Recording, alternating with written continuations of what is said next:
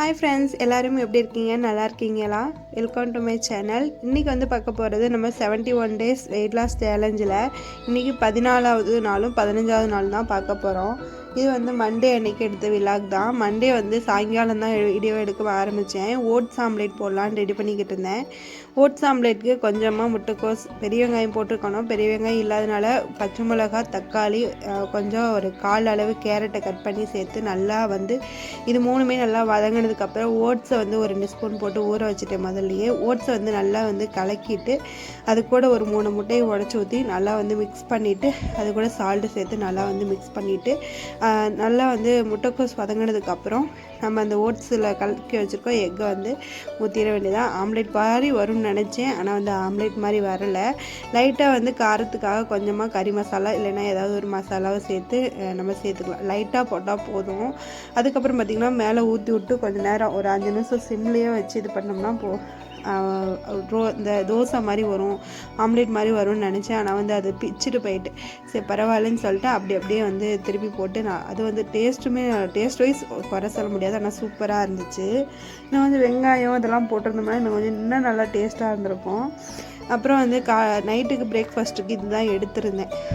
Wait வந்து பார்த்திங்கன்னா காலையில் 14ஆம் தேதி அன்றைக்கி 93 50 கிராம் இருந்துச்சு.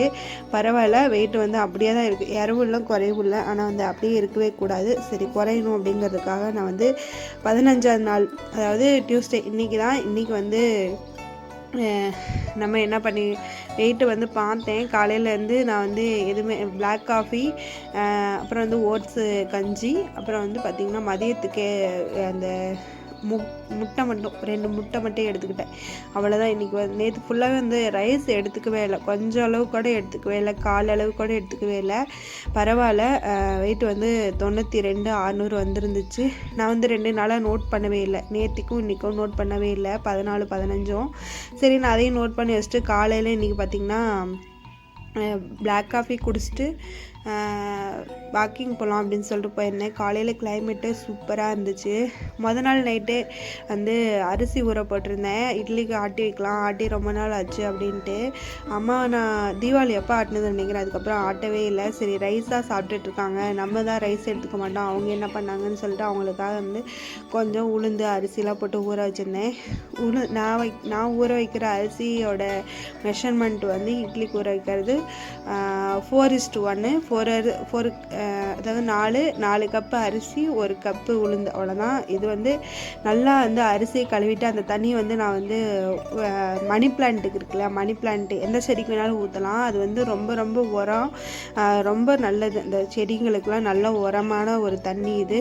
நம்ம வந்து கடையில் வாங்கி போகிறத விட வீட்டிலையே நம்ம ரெடி பண்ணி இந்த மாதிரி வெங்காயத்தொரளி, முட்டை ஓடு, பூண்டு தொரளி, அப்புறம் வேஸ்டான காய்கறிகள், பழங்கள், அதை எல்லாத்தையுமே நம்ம வந்து மிக்சியில் அடித்து இல்லைன்னா வந்து அது ஒரு டப்பாவில் போட்டு ஊற வச்சு நம்ம வந்து செடிக்கு ஊற்றணும் அப்படின்னா சூப்பராக வந்து தலையும். மணி பிளான்ட் க்ரோயிங் வந்து சூப்பராக இருந்துச்சு. க்ரோத் வந்து அந்த மணி பிளான்ட்டு நான் வளர்த்த மணி பிளான்ட் எல்லாமே சூப்பராக வந்து தலைஞ்சிருக்கு. நான் வந்து அடியில் என்னென்ன போட்டேன்னா கற்றாழை, அப்புறம் வந்து குப்பை மண் அந்த சாணி, மாட்டு சாணம் இருக்கு இல்லையா, அது எல்லாமே போட்டு மணி பிளான்ட் வந்து வச்சேன். கொடி வந்து சூப்பராக வந்து ஒரு 10 அடி 5 அடி போயிட்டு சூப்பராக வந்து இலையுமே நல்லா பெருசாக விட்டுருக்கு. அதை வந்து நான் வந்து கட்டிங்ஸ் போட்டு நான் வேறு இடத்துல நட்டு வச்சுருக்கேன். அதுக்காக தான் நான் வந்து அந்த அரிசி கழுவுன தண்ணியெலாம் வந்து செடிக்கு ஊற்றுவேன். அப்புறம் வந்து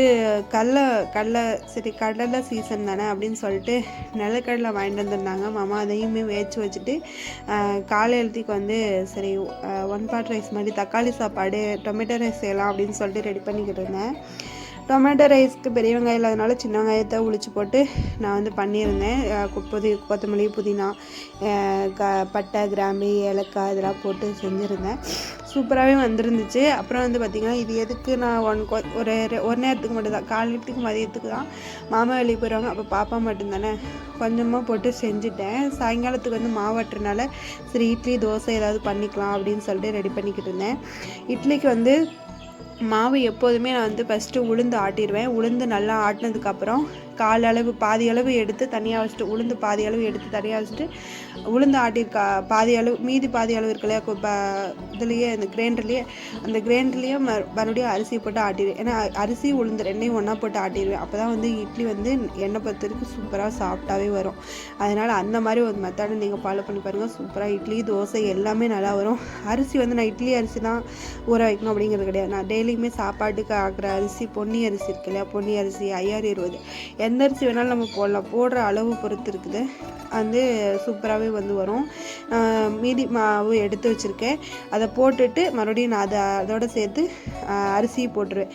நல்லா ஆட்டினதுக்கப்புறம் நம்ம வடித்து வச்சுருவேன். இந்த அப்பு வந்து நான் எப்போ போடுவேன் அப்படின்னா, புளிச்சு வந்துடும் இல்லையா, நம்ம இட்லி தோசைலாம் ஊற்ற போவோம் இல்லையா, அப்போ தான் நான் வந்து உப்பு போடுவேன். அதுக்கு முன்னாடி நம்ம போட்டோம்னா ஒரு 4 நாளைக்கு வச்சுக்கிற மாவில் கொஞ்சம் புளிச்சு போயிடும். ஒரு மாதிரி புளிச்சு போயிடறனால நான் வந்து உப்பு போட மாட்டேன். நம்ம எப்போ எடுத்து யூஸ் பண்ணுமோ அப்போ தான் வந்து இது பண்ணுவேன். சரி, நெக்ஸ்ட் வீடியோவில் பார்க்கலாம். என்னுடைய வீடியோ பிடிச்சிருந்தா மறக்காமல் லைக் பண்ணி சப்ஸ்கிரைப் பண்ணி என்கரேஜ் பண்ணி